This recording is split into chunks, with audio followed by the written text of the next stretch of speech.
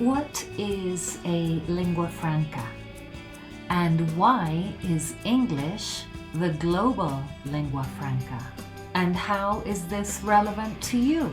In this video, I'll be sharing just a few of the many areas where English is vital, essential for international collective efforts to save and preserve our beautiful planet. So if you're ready, let's get started. Hello, my name is Tanya Meyer. I'm the founder of Confident English Training, operating at the intersection between efficient language acquisition and use, the practice of awareness raising, so that is mindfulness, contemplation, introspection, looking deeply. So there are many ways of referring to this practice of stopping and looking. And happiness, joy, well-being. What's not to love? You can find information about Confident English Training in the link below.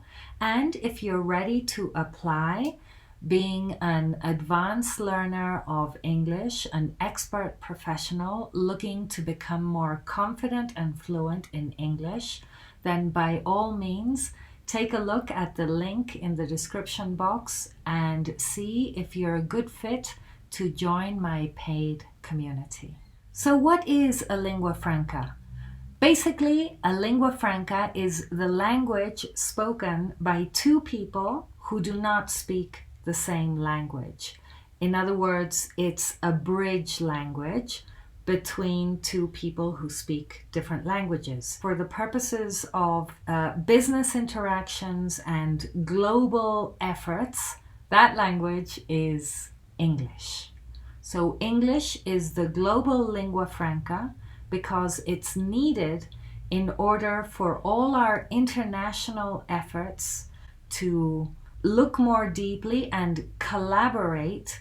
Not long ago, I had a most wonderful conversation with Brother Ductri from the Plum Village tradition, which I'll be speaking a little bit more about in a moment.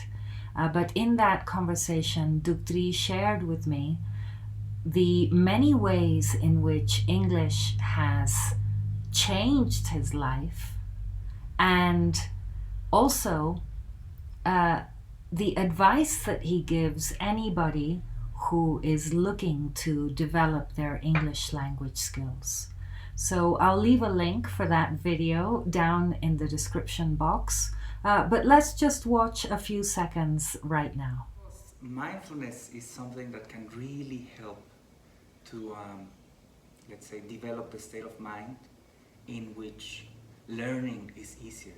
So if you can combine the practice of mindfulness with the learning of English. So on an individual level, developing your English skills is obviously going to benefit you. But what we tend to not see so clearly is the way in which, by benefiting ourselves, we also benefit others. We are better able to interact with the people near us.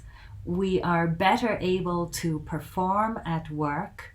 The quality of the work you do will have an impact in the world.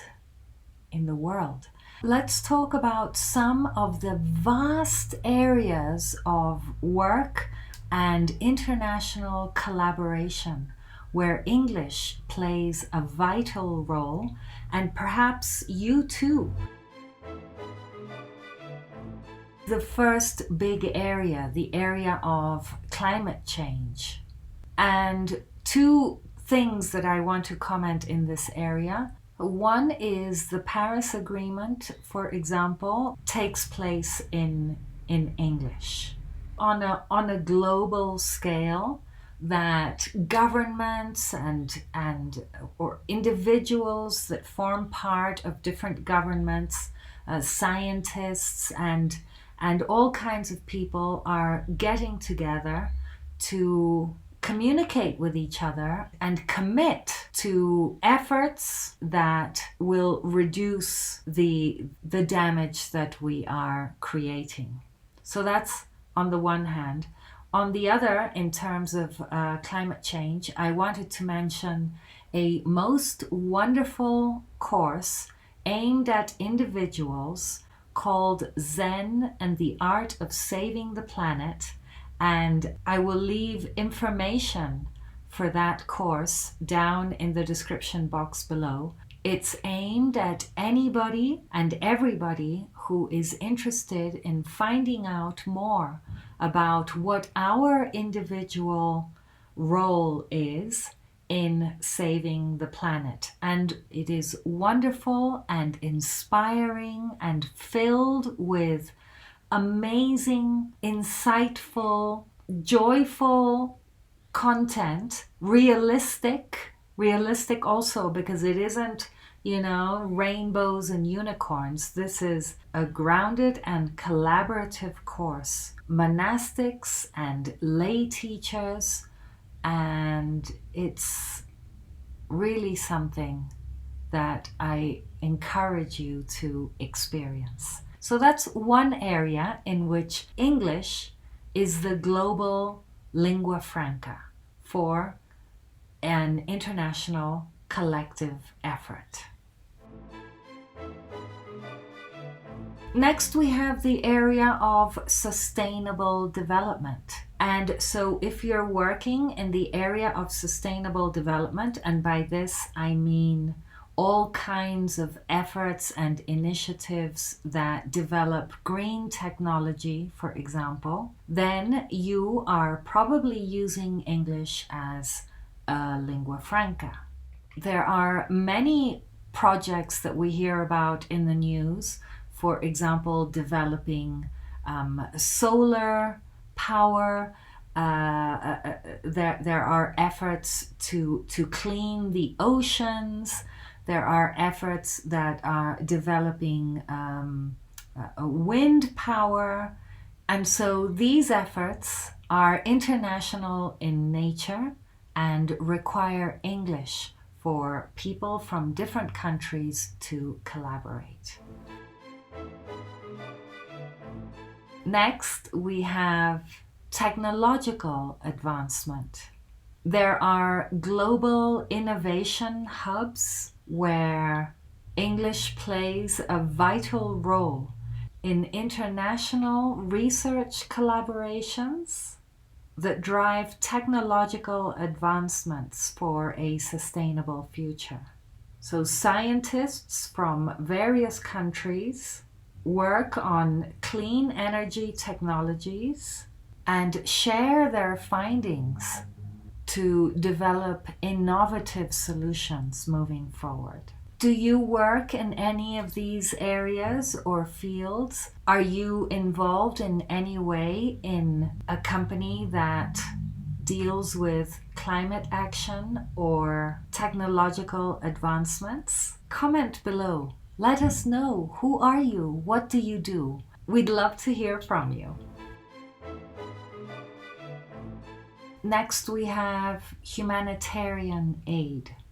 Beyond disaster control, there are many efforts that are being made, usually in English, to support ongoing communication with displaced populations due to climate change or conflict.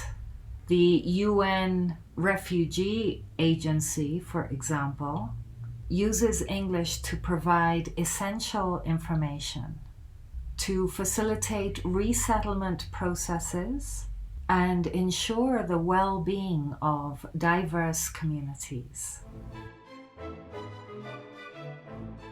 We also have other global issues like immigration and international law. So in those cases, English is also vital for navigating legal frameworks and facilitates legal representation, as well as protects human rights in immigration processes. Now, look, I know that if you're watching this video, you might be thinking, oh, but that doesn't really work, and there are so many flaws and so many deficiencies, and there's still so much to do, and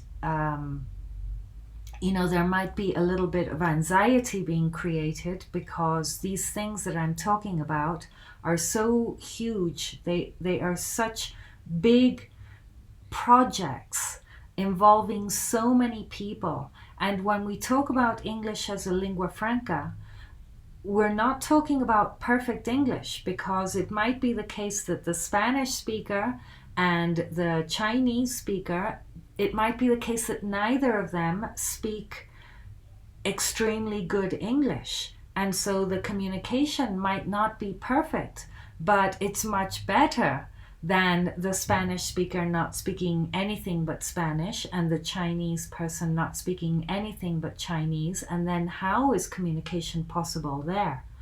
So English as a lingua franca is the best we can aspire to at the moment. This reminds me of the time when I was taking a master's in psychoanalysis, and there was a lot of anxiety among the female, the women in the group about their mothering skills, being a good mother. Some of them were mothers already, some of them wanted to be mothers. And so I remember there was a lot of discussion about how to be the perfect mother. And one time one of the teachers was like, no, you don't want to be the perfect mother. The perfect mother doesn't exist, because if you think of the perfect mother as somebody who is always there for the child, then that is overprotective, and it causes just as much damage as the mother who is absent, is never there, and can even be called negligent. So we want to be somewhere between overprotective and negligent. It's a spectrum. So the same thing goes for English as a lingua franca. We're not looking for perfection. We're looking for collaboration. We're looking for a way of communicating that enables us to put into practice measures that will be beneficial for ourselves and for the world. There are, of course, many other initiatives that use English in international efforts, like combating global trafficking, for example, and preventing fracking and environmental damage, and disease outbreak response, and many others. Perhaps you know of other international efforts that are being made using English as a lingua franca.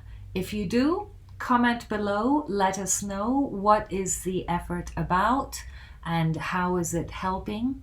I find it so wonderful when I think about all the efforts that we make to help each other and to live a healthier and happier life, both individually and collectively, because we are individual and collective. We are not just individuals with no connection. We're all interconnected. And so I'd love to hear from you. Remember that you can find out more about my program, Confident English Training, which is about becoming more confident and fluent in English through topics of your own choice, because what it does is to promote autonomous, independent learning and language skills development within a community context. So if you want to find out more about that, also about how grounding and stillness and looking deeply promotes confidence and fluency in English, then do check out the links that you can find in the description box. You can also download the new 8-step guide with audio, How to Revolutionize Your English, which is filled with strategies and tips and suggestions that you can implement straight away to start making changes in the way you approach the question of developing your language skills. And I hope you liked this video. If you did, give me a thumbs up, subscribe to the channel, share it with your friends, and then I will see you in the next video. Take very good care until then. Bye for now.